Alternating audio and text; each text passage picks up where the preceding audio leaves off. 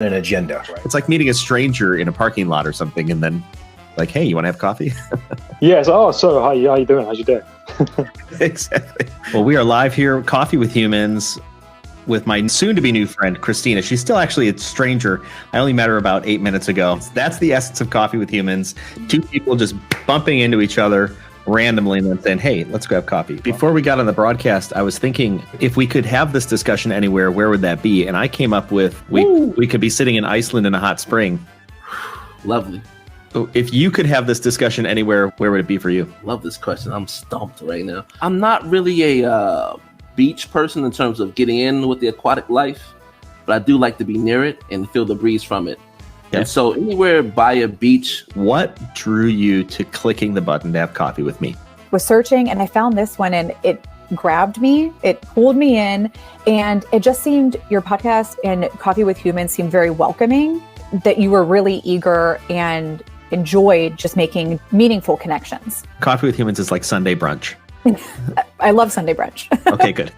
Because, well, you're in the right place. Only There's no food.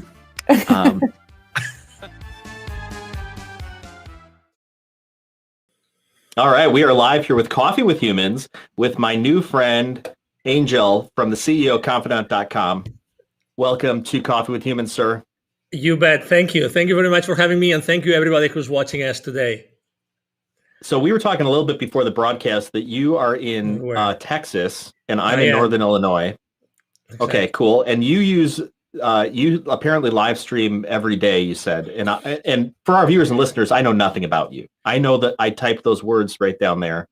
Okay. And we're meeting for the first time. So that's good. That's good. Why are you here? Exactly. Why are you here? Why do you care? Of everything I could be doing today, why am I here with Jason Todd? Well, obviously it's an honor to be here. I'm here with you because I love the humans part of your show. Okay, besides being a coffee connoisseur kind of thing. So you can go online, you can Google me, you can do lots of things, and you can read my bio, everything, but there's something which is not written anywhere, which is that I honestly consider myself the connector of the unconnected. And probably throughout the conversation, we will see that. So when I saw humans, and I'm originally from Spain, we love coffee. We love short coffee, the espresso coffee. And throughout my entire life, I've always been surrounded by coffee. So with those two words, connecting coffee or connecting humans through coffee, I think it's a great experience. And you know what? Actually, on my journey to connect the unconnected, coffee has always been there. Always. All the time. So that's beautiful. Thank you for having me. Well, I'm excited to have you. And you signed up some time ago, which I'm just due to scheduling considerations, I'm booked out several months in advance. So I really appreciate the fact that you would stick around and click a button to schedule out 2 or 3 months in advance and then show up for it. That is remarkable to me. It is. And I appreciate it. So you're the connector of the unconnected. You've given that some thought, it seems, to distill it down to that.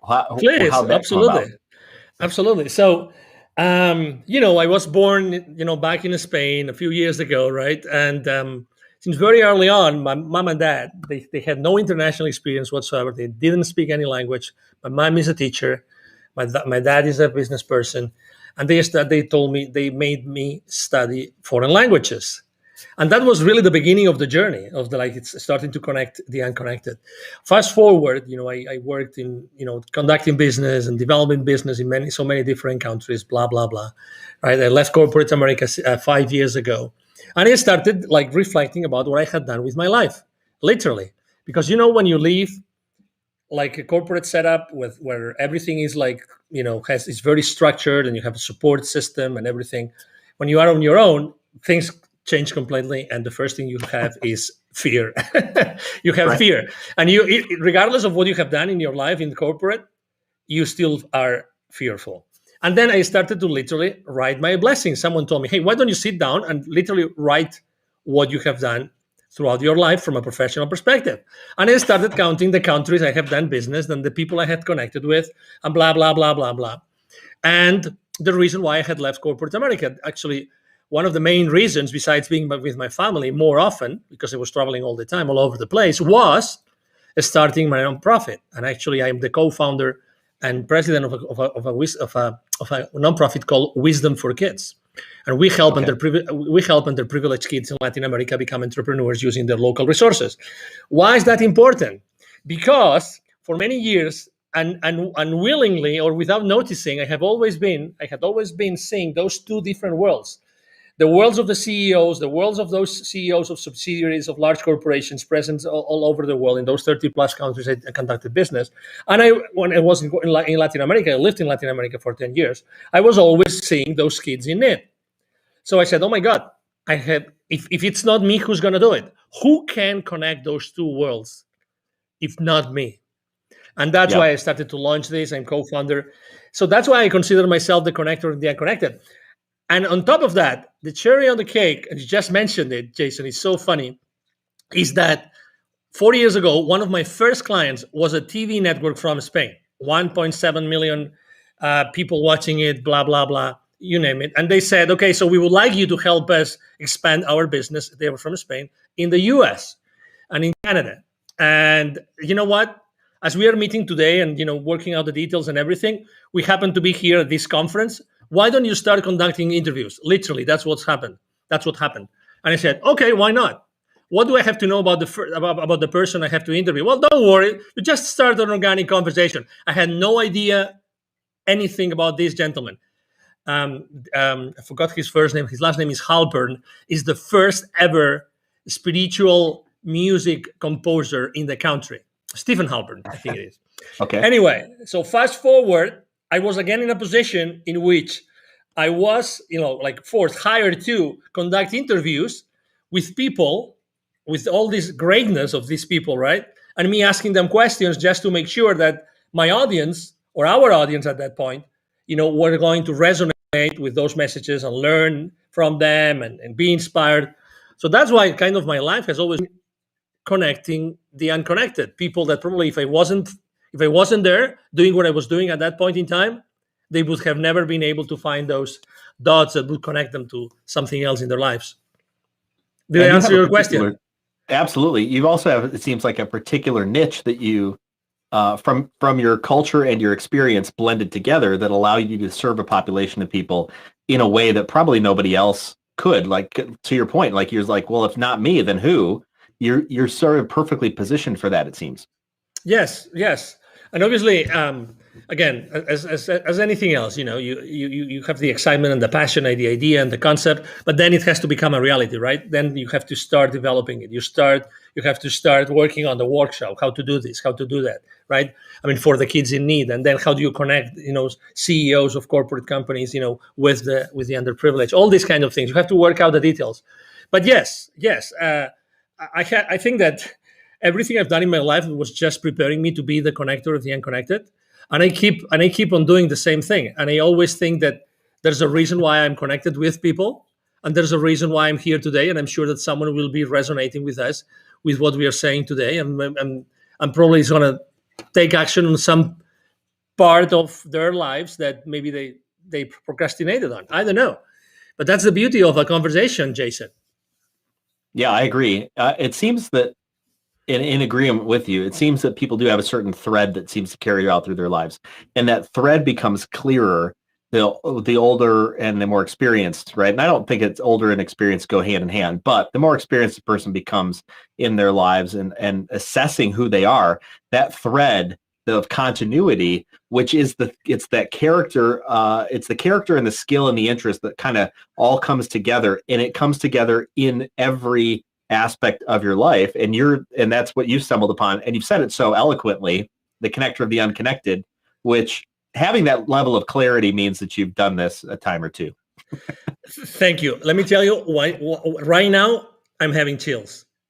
A guy that has a 12-minute combo, something like this. He's an extraordinary, a podcaster, just as you like you. And he asked me on one of his podcasts interviews. He asked me, "What's that song that has been around with you for your entire life?" I had never been asked that question ever, and suddenly I realized. And listen, you will not believe this, Jason. The song is from a band called Supertramp. Do you remember Supertramp? The band called I Supertramp? only know the name. Okay, you know the name. Okay, so this song that has been all the time with, and it still plays on my playlists, is Taking the Long Way Home. Taking the long way home. So to your point, exactly.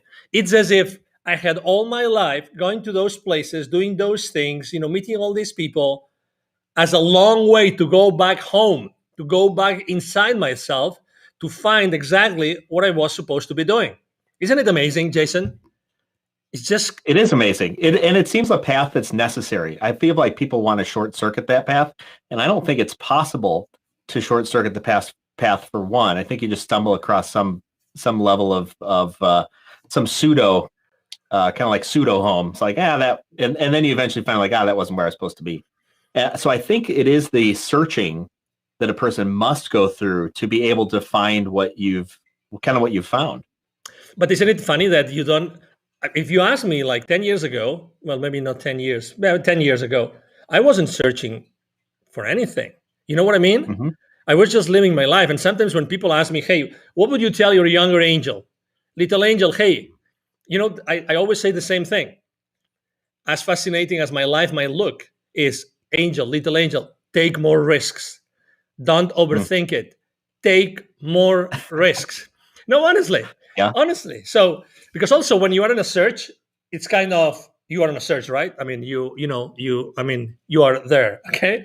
But maybe, and that's one of the things I actually very often, when I coach people is, are you really looking around you right now? Are you really listening what's happening around you? That's why I'm enjoying so much this conversation.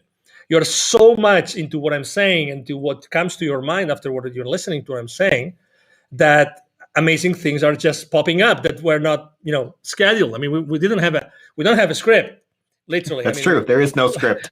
There's no script, right? I see this beautiful, tree behind us, right? This extraordinary, overlay that I really love because there's coffee and there's a heart and it's orange, which is part of my corporate color as well. So branding, so wonderful.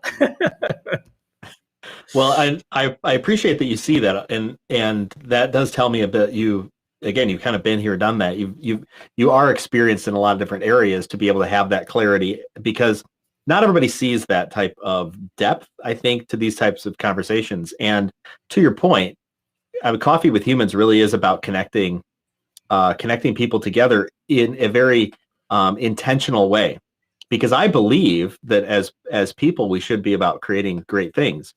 And when we can come together intentionally to create something good things happen.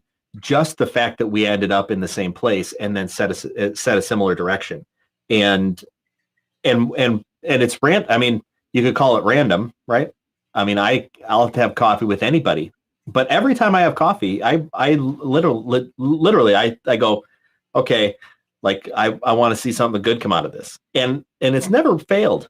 It has not failed once to have something good out of it. And that's, I think, the power of just being intentional and having that clarity and focus, which is clearly what you do with your connecting the unconnected, which maybe you weren't thinking of that earlier, right? But it's Never. your DNA. It's what's coming out of you. It's like your fingerprint, right? And Exactly. And when you look back, you're like, oh, that I can see that was from me. I can see that was generated internally. But it is that it is that what's this? It's that assessment, or like assessing our lives or assessing our experiences, which then we draw out the lessons and we draw out the clarity, which then allows us to be intentional, I think, about our next, kind of like what's next. We have to be intentional, or have the opportunity to be intentional about that. And so, I mean, I started my own company 5 and something years ago. Before that, I was working for many corporations, mostly American, although I'm European. But guess what? Connecting the unconnected came up to my mind only 2 years ago. So the north of the country a little bit, so that's going to resonate with you, the Adirondacks. It was with a very good friend of mine. Her name is Christine Powers, and her husband, Larry. And they have a great retreat center. They have something called the Philosopher's Camp. And I attended one of their Philosopher's Camp there. It's a beautiful land. I think it's 100 plus acres. and I was so in tune with myself and with nature and everything that is in there. Well, if you know the Adirondacks, they're beautiful, and I just, all these amazing things started to come to my mind, and I realized that I had been working for that, and I had been doing that consistently, always, and being open to listen. I think that's very important, and we have to find a balance between having our goals and our plans to achieve those goals, and also to be open enough to course correct. Sometimes life, I like to, the same way you were saying about your coffees with people, right? Every time you drink coffee with someone, with a human, that it's always been worth it, right? Because there's always been something coming up out of that conversation. It's the same thing with me. Every time I've seen something, instead of discarding it, I said, "Oh, wait a minute. Let's have a conversation. Let's talk. Let's see if anything makes sense at all." And then there's a new path over there. There's a new, avenue that opens for you, and you decide if it's good for you or not. But again, and that's why it's so important to be paying attention. And also, I would like to say that we are very distracted. Okay, so, and that's why it's very important in life to differentiate between judgment and discernment. Very important. Okay, judgment and discernment. I think that we all have to really sharpen our knife with discernment, very much so. But it doesn't mean that we have to put all our emotions, our feelings, and take advantage and blah blah blah, going down the path of being judgmental or judgmentalism. And I think that those two words are so mixed that people tend to take everything personal and not leave anything for discernment. And that's why I think that it's extremely important to have those coffees with humans, to walk that path. It's an experiment. You actually conduct an experiment every single time you open your streaming platform and your outlets, your social media outlets. You open them for someone that you barely know. That you read something about that person. Your guests might have read something about you, or might have Googled you, maybe, exactly, or maybe not, right? But again, the presence, the importance is the presence, is how present you are, how present I am here, and where the conversation is taking us, and how can we inspire our audience at the end of the day? How can we inspire our audience with our conversation? Yeah. You used a very interesting and intellectual word that is not used very often, is, in my estimation, the word discernment. And I love how you bring a distinction between judgment and discernment. And I think definitions, being very clear on definitions, is very important, especially as we begin to talk with one another and as we begin to produce things. So discernment, break that down for me and for our audience on what you mean by discernment. Yeah, discernment, I think some people means, don't know what that word is. Well, I don't know in your own words. Don't give us the dictionary definition. Exactly. I was going to say. I don't remember having ever, read the definition of discernment. But for me, discernment means not taking anything by the face value. That's what discernment is. Discernment means that according to your experience, according to your heart, your soul, when you are confronted with a situation, you are able to differentiate. You are able to take what is important from what is not, without having to actually put your, let's say, to compromise your emotions and on that process. Okay, so that it's not the ego that kicks in and immediately you are in a position. Okay, so we can continuously be in a discernment position and decide, okay, so what I'm listening is this and that. I'm not necessarily in agreement with this or that, but I understand both positions. This means being in a position of discernment, without taking. You can be more in agreement with one side or the other, but you don't take at that point. You don't take a specific position, or you don't compromise. I like to use compromising the emotions, because when you compromise your emotions, actually, I think that you're taking this to a completely different level, and then you lose part of your rationality. And I think it's extremely important to keep that rationality going, because otherwise, I think that you see what has happened in the world for the last 12 to 14 months, 16 months already, which is everybody's taking sides, right? So you're either inside A or inside B, okay? And if not, you're nowhere, right? And then there's going to be another reason to be inside another side A and another side B. I'm so against this. That's why, again, adding or having the title, having the word humans as title brings all of us to the same place. We're all humans, okay?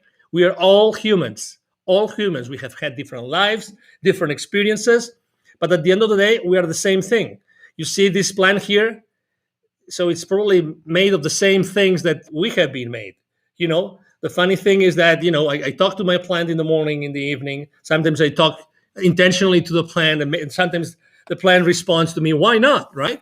So, but we are all part of the same thing, and that's extremely important. That's why I think that discernment should be a word that should be in the forefront of many conversations today. I see that you, connecting a handful of things here. One is this idea of, we're all humans. And that's actually why this is just named Coffee with Humans.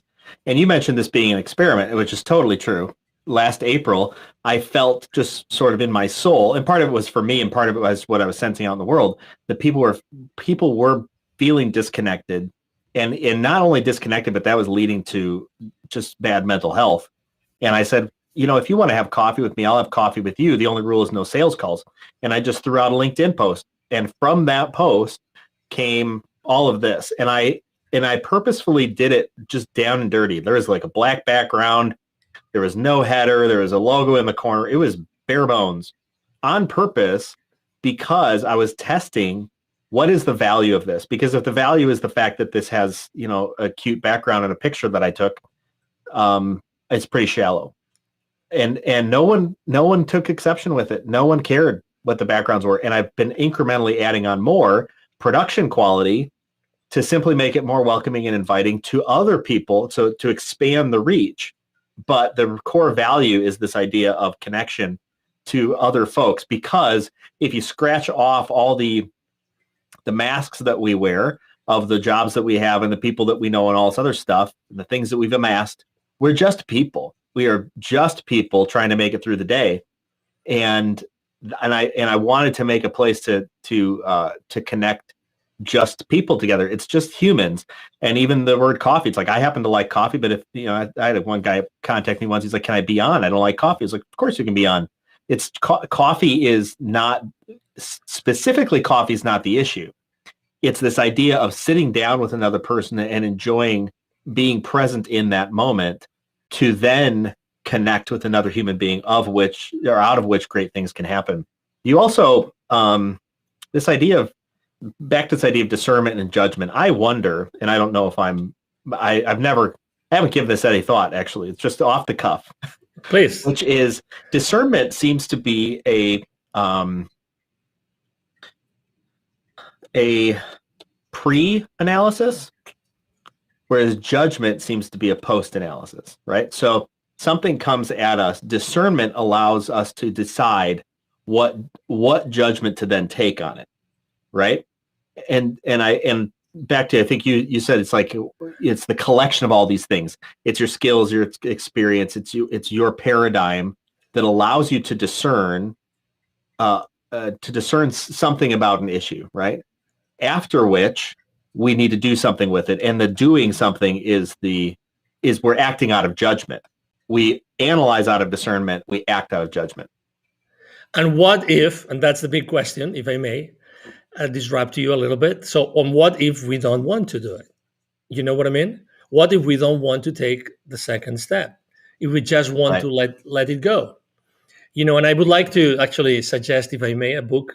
It's obviously it's not my book, but it's a book. I went to a spiritual in Venice Beach in Los Angeles a few years ago, and I asked the owner of the store, spiritual bookstore, and I asked what's the most popular book was at that time The Untethered Soul by Michael A. Singer. Okay, so I recommend this book because it talks exactly about this.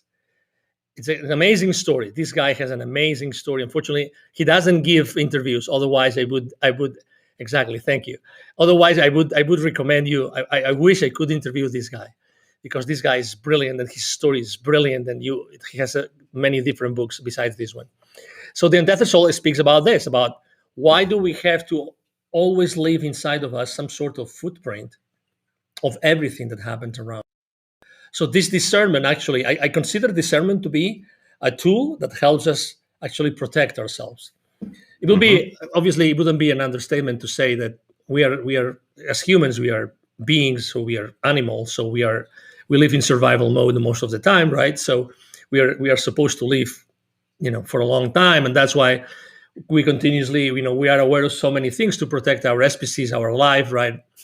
But in reality, as you know, for instance, we have this wonderful thing called smartphone, which distracts us all the time, all day long, every single day, right? Yep. So, but that kind of distraction, unfortunately, is not the right thing, right? It's not it can help us, but as you all know, and if you have watched a very interesting movie with many different former C-level executives of these large, social media companies, called Social Dilemma.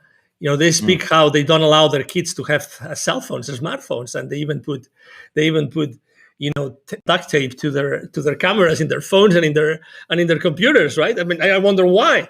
But anyway, what I'm trying to say is, why don't we? Are we obliged to really make that comment, make that judgment, that additional step? Are we or are we not? My conclusion is we are really not, but I think that socially speaking, it's considered awkward when you don't make that judgment. Imagine you are 3 or 4 of your friends all together drinking beers Friday night, right? Let's say, or whatever you want to drink. Or if you don't want to drink anything, it doesn't matter, but you're all together and you start talking about something. Imagine that at some point, 3 of you decide not to make a judgment about a specific situation that the 4th has brought up. He would say, "Hey guys, what's going on?" So silence is so important. Yes. It's so important that silence has become socially awkward. My mom says, and my mom has always taught us a lot of different, sayings, because she's a school teacher. So she has this saying about silence, which is, silence is the land of the strong. Silence is the land of the strong. And there's so much truth in that. There's so much truth in that. And we underestimate them. I'm having chills again, Jason. we underestimate it. Why not using silence? Why not? I completely agree. I think we need to be wise about where we spend our energy and what we allow in. So for years, I've not watched television, like terrestrial television with ads and things like that. Same and here. I've not listened to the radio because I just refuse to listen to the ads. It's all noise. I have a tendency to not like social media, even though, social media might be even good for business. I don't like it because I find that it can easily suck me in. Years ago, I don't know if you remember on Facebook, this is a long time ago. On Facebook, there was a game called Farmville. Okay, no, I don't know. And Farmville just had these little squares, and it was a farm, right? And you expand your farm, and then you could plant crops, and then you have to go click, click, click, click, click, click, click, click, click, click, click to harvest the crops, or you had to spend your cash, building a barn, and then the barn would give you chickens, and then you had to click, click, click, click, click, click, click, click, click, click, click, click to collect all the eggs. And I remember pretty clearly, I was sitting there one time thinking about Farmville. And I started to add up the amount of time I had created a virtual farm that lived only in Facebook. And I thought, at this point, I could have made my own farm in a backyard and had actual vegetables instead of this stupid Farmville thing, which was just designed to get me to engage more on Facebook and buy more stuff. And I thought, this is stupid. And I shut it off and I never went back. And I've become a little bit more discerning about things that like hobbies. Like I think I like to play a game called Cities Skylines, which is a city building game. I enjoy it. I find the challenge of it interesting. I like thinking through stuff and how do you lay stuff out. It's all very engaging to me. Sometimes I know I'm playing it as a distraction. Like I have other things I need to attend to, and I'm scared to attend to those things, and so I go to the easier thing, which is build a virtual city. And I'm pretty understanding of those moments.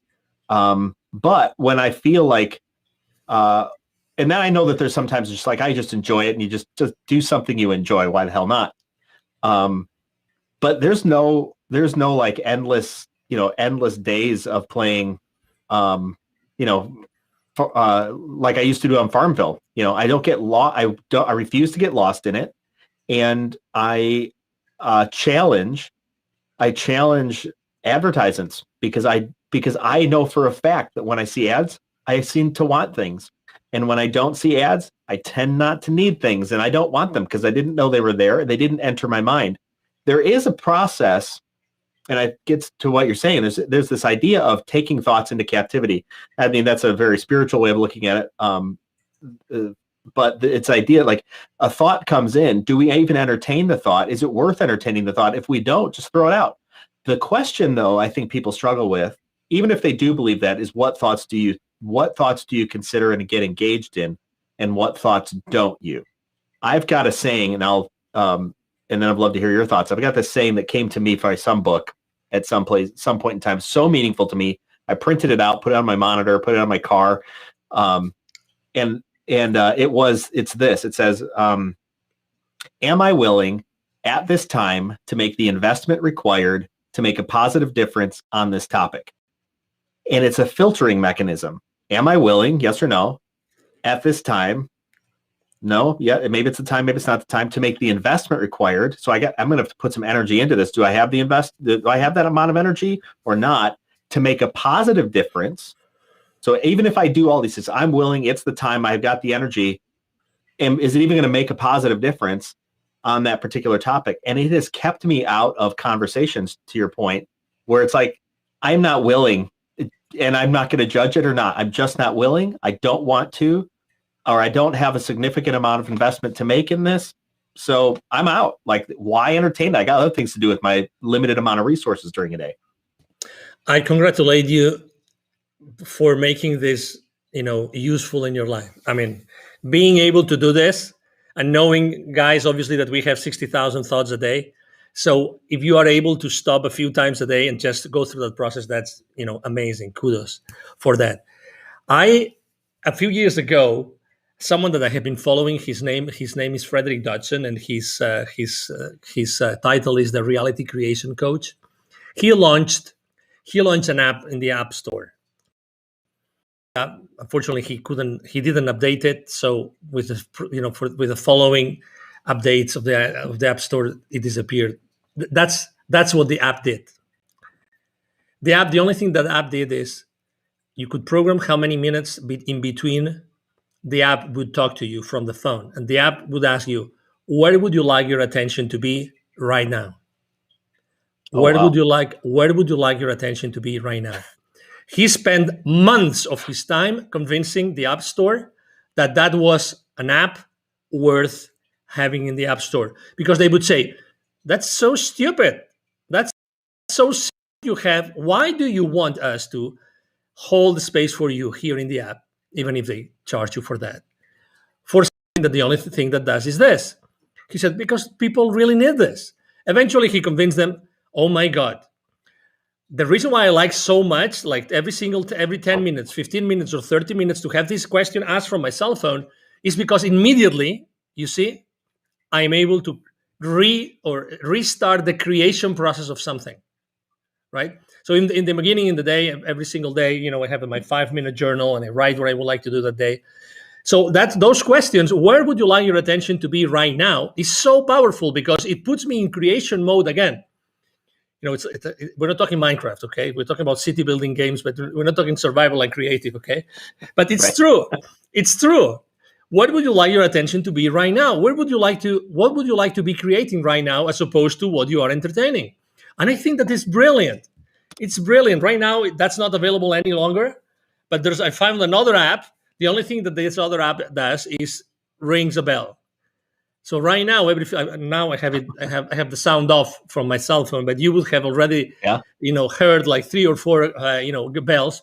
So what I do is when I hear that bell, I know already, because I have had it installed for almost a month now. I know that I have to take my attention to a specific place. So absolutely, to your point, I think that we all should be asking ourselves and developing a series of strategies or habits of what we really want to spend our, mental time.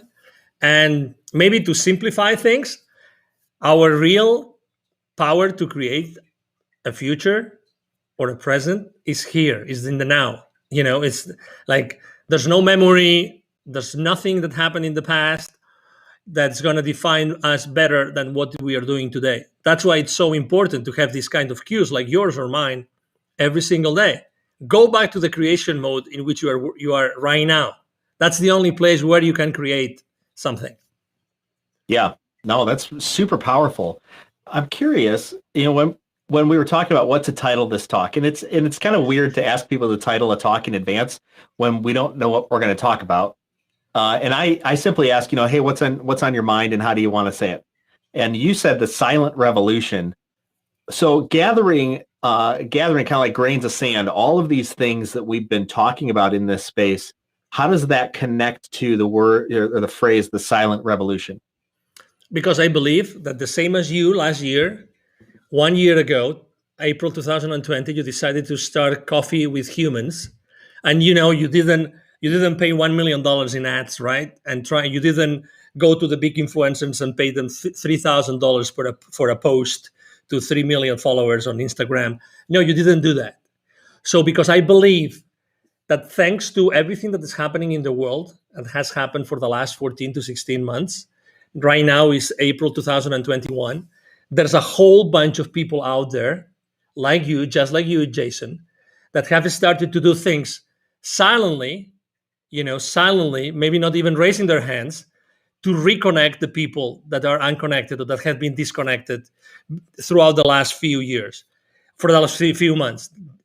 You and I have acknowledged that there have been so many bridges burned for the last 12, 14, 16 months, that, those bridges rebuilt. That has been actually my number one theme on social media for the last year, has been building bridges, because we are humans. If we forget about the rest of the noise around us, that we have nothing to see, really, honestly, we don't have anything to see with that noise. If we go inside of us to our heart and we reflect on who we really are and who we really want to become, I think that we every single day, by connecting with people, and you're doing it every single day with your show, and many other people out there's a whole bunch of people that, thanks to the uncomfortability of those bridges that were being burned, all these people is actually coming together and unknowingly and bringing the greatness of others, so that the audiences can learn more and more and more and feel more connected. We desperately need to help the people that unfortunately have been disconnected or feel totally disconnected or even unconnected from the world and from the rest of us. It seems to me also that there are people who don't know that they are unconnected or disconnected. I agree. How do you see that? Yeah, it's true. But it's like having one of those controversial conversations, right, on social media, in which, I don't know about you, but for instance, I have 5,000 followers on Facebook. Every time I need to put additional people, I just share something which is politically incorrect with some of my audience. I know I'm going to get between 20 and 40 spots in the next 24 hours. And I don't care about the side, I don't care about the side of the people or of the post I'm going to repost, and I don't even say anything. I just put the face, this emoji, this amazing emoji that someone like this, like thinking. So if I just repost a politically incorrect post on my feed with this face, without even saying if I am in favor or against, 20 to 40 people in 24 hours are going to unfriend me on Facebook. Guaranteed. I love it. Guaranteed. I love it. The thing I love about that, and what sticks out to me, is that all of our responses, the way we interpret things, are all happening here. Totally. And it's, to your point, it's totally true. All you have to do is go, right? And you said nothing what was said will all happen inside each individual.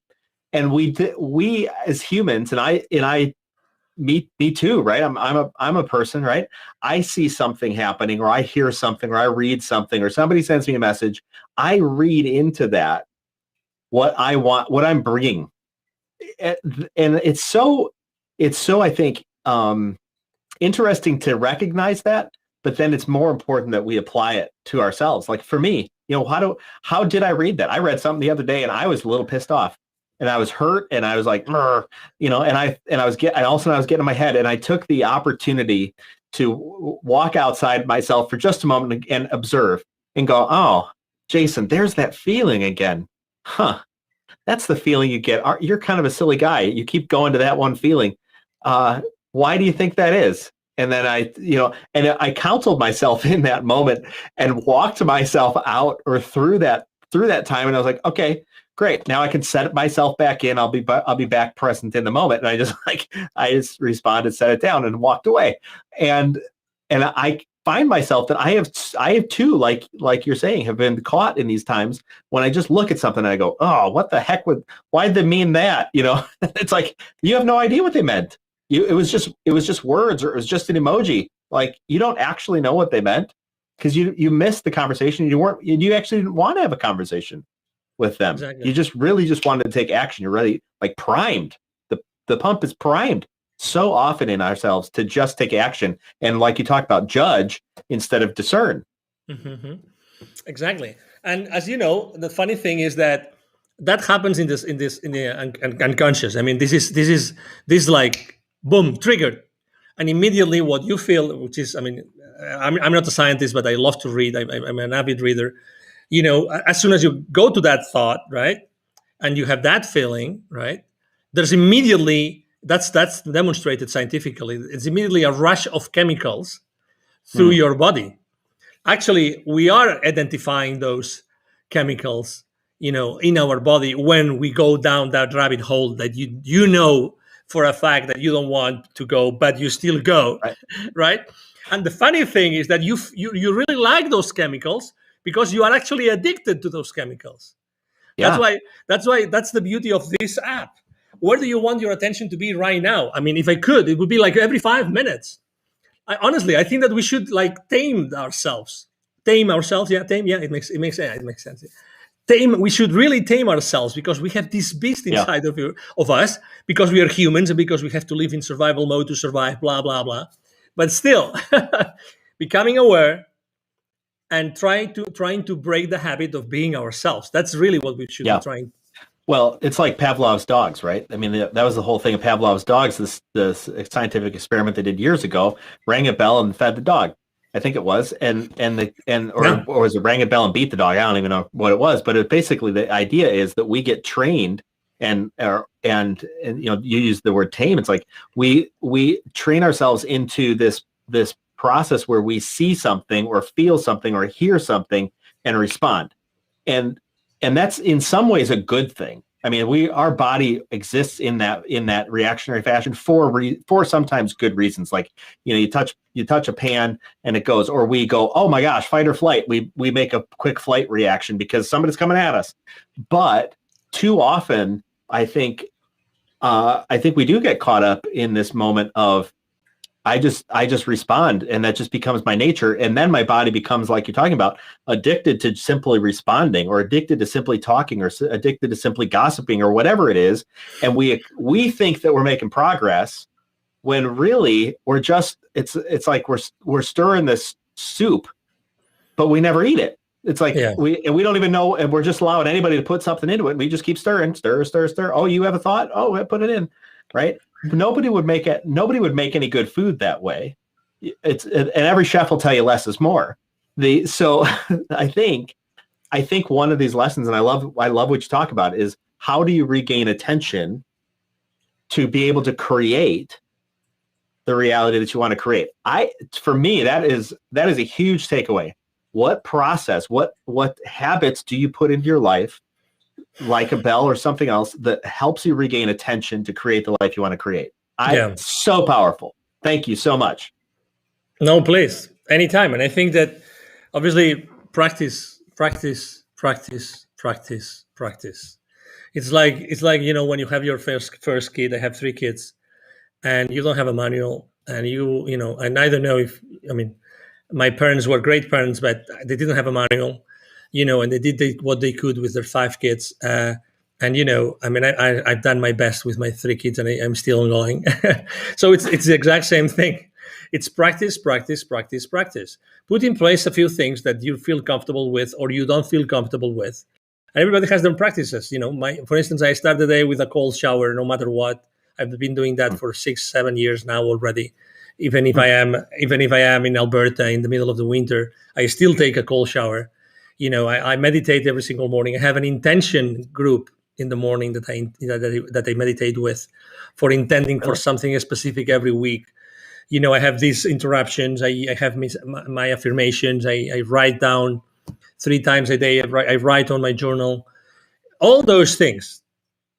And as opposed to trying to like silence yourself or silence your chatter. I always like to think that it's better to try to create something, try to put everything positive. That's why all the demonstrations on the streets are so wrong, because they're always against something. When I totally think that they should be in favor of something else, which will be good, as opposed to be against. So it's the same thing, right? Just build, just put your life in positive, and try to create stuff as opposed to eliminate stuff. Try to put yourself in a place where you're always creating something. For me, literally, very honestly, I have to confess something, Jason, which is I like to be interviewed on podcast shows to discover what I know. Right? Really, honestly. Absolutely. because the same way I described what I had done, in my life when I left corporate America to see what my brand should be. It's the exact same thing. You don't really know everything that you've heard, you've interiorized, you've experienced, everything you've seen, you've heard, until someone asks you that question and you say, "Oh my God, yes," and that's the power of a conversation. Yeah, that's the infinite power of a conversation. Conversations are super powerful. Absolutely, I totally agree, and you're absolutely right on. From my experience, the idea of go get interviewed, and you will find out what you know. And it's sometimes fascinating. I use this example. I know we're coming up at the end of our time here, but I use this example of years ago. I remember I was talking to some guy who was having trouble getting stuff done, and I was like, "Hey, have you made a list of what it is you need to do?" Because he kept talking about all sorts of stuff. Have made a list of what you need to do, and he's like, "A list?" And it's totally like earth shattering to him. And instead of going, "Oh, you dummy, you don't know how to make a list," I thought, "Oh, there's a time when I remember as a highly capable individual, a sales exec, I would, to figure out what I need to do, I write them on these little yellow Post-it notes, and I like just tiny little things. I mean, just a tiny Post-it note even. And then I folded it in half because I didn't want to get my pocket sticky. And I put it in my pocket. And at the end of the day, I'd have this like plethora of Post-it notes. And I start going through them like, "Oh, I didn't get this one done," or "Oh, I did get that done," or "Oh, oops. Oh no, I forgot a Post-it note." And how absurd it was that I was still functioning at a high capacity, but had no idea how to make a list. And fast forward to today, it's like when I've got lists, and if I'm ever questioning what to do, I make a list. I was working with a gentleman this morning, and I'm advising him on his business stuff, and I'm the keeper of the list. It's just like there are simple skills that sometimes we forget that we have, and then like you, sometimes it requires like a kind of a reset. It's like, wait a second, let's make an exhaustive list of everything that I've done and all the things that I know. And then when you stack all that up, you're like, wow, like you've done a lot, buddy. You're good. It's like, it's okay. And I think sometimes we need that moment. And whether it's a podcast or whether it's a website or whether it's recounting to someone, like, here's the things I've done and here's what I know. And own that, because I believe that allows us to be more confident and back to this idea of discernment, I think it allows us to be more confident in our discernment and in our own judgment and our own wisdom, which then allows us to go about being, I think, more intentional and creative and doing the things that we trusting our gut, right? And doing the things that we want to do, and just knowing like that's you're on the path. Yeah, and I would like to add a note that has been like, in the surface of what you were just saying, and probably in the surface of everything we've shared today, which is compassion, self-compassion, self-compassion. Okay, I mean, I am a pretty, as you probably can see, a upbeat guy and everything, and I like to use the sense of humor all the time as a way to increase the compassion levels with myself, because I tend to be extremely hard on myself, and we don't realize but when we are hard on ourselves, guess what? We tend to be hard also with everybody around us, and that's terrible. Again, because that adds an additional level of a layer, an additional layer into our days in our lives, which is totally unnecessary and does not add anything positive to our lives or the lives of the people around us.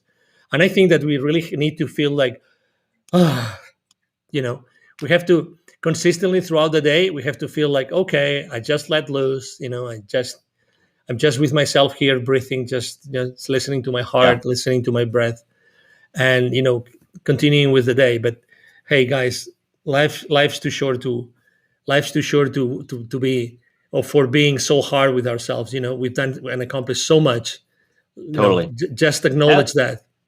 Totally, and that's where I think sometimes some people might hear this conversation from two guys who seem to know what they're talking about and think, boy, I got to kick it into gear, and turn life into productivity training, which it's not. and sometimes, and I know this to be very true myself, sometimes the emotional exhaustion is so high that it's like I have enough emotional capacity for myself and nothing for you. And so, I'm not going to accomplish the things that I intended to accomplish because I do not have the capacity for it. And that's okay. I'm going to leave grace for myself. I'm going to leave compassion for myself. And I'm going to sit there with the little boy sometimes and go, it's okay, buddy. You'll get in the game. Like you'll get in there. You play a little bit harder. It's fine. Right. I think I know for myself, for sure, I have lost sight of that in times. And like you say, my level of criticism for myself is pretty high. And it can get high for other people too. And that's just, it is a shame, I think, sometimes, a detriment really. And totally. Actually, I think prevents us from taking the time to really dig into some deep work that happens inside our hearts and inside our minds, inside our souls, because we twist it around and turn it back into, well, just go be productive. And that doesn't work, because productivity eventually runs out, like we saw in COVID. It's like, be productive doing what exactly? The place is shut down. Like, what do I do now? Exactly. And a lot of people ask that question because they had such an eye on achievement rather than, I think, just how can I be a person in this moment? If I didn't have to achieve, what then? I could just go talk with people and meet with people and make the world a better place, which I think we all intuitively know, just like you found out. We all intuitively know what that might be for us. We do. We just aren't quiet enough to listen to it, and then I think we don't trust it. And I think also, and this is what I love about Coffee with Humans, what I love about talking with you.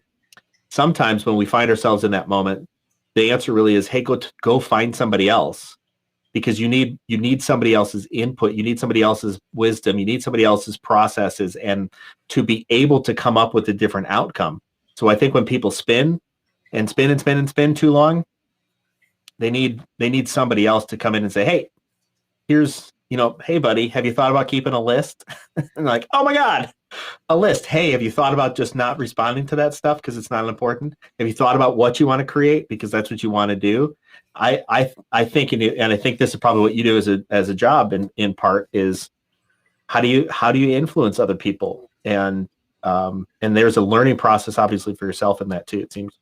Oh, absolutely. Yeah, everything starts from ourselves, from myself, from inside of me, getting to know myself, and again, being compassionate. I mean, everybody. I mean, again, you cannot blame the world for being how it is. The only thing that we can control is ourselves and the way we look at the world and what we can do to change it. That's it. If we want to change it, if we want to change it.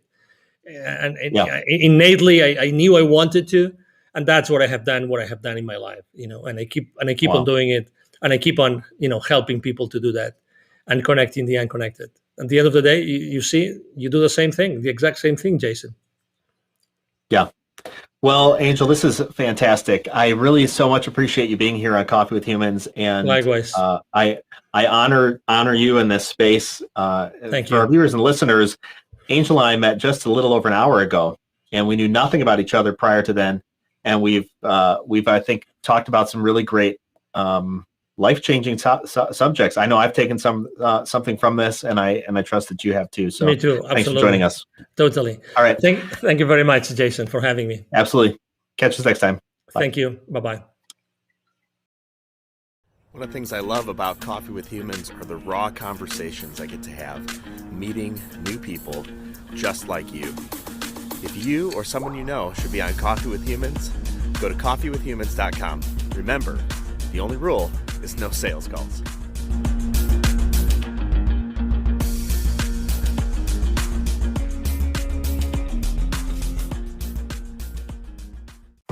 This has been Coffee with Humans. Subscribe to get updates or click to have coffee with me. coffeewithhumans.com.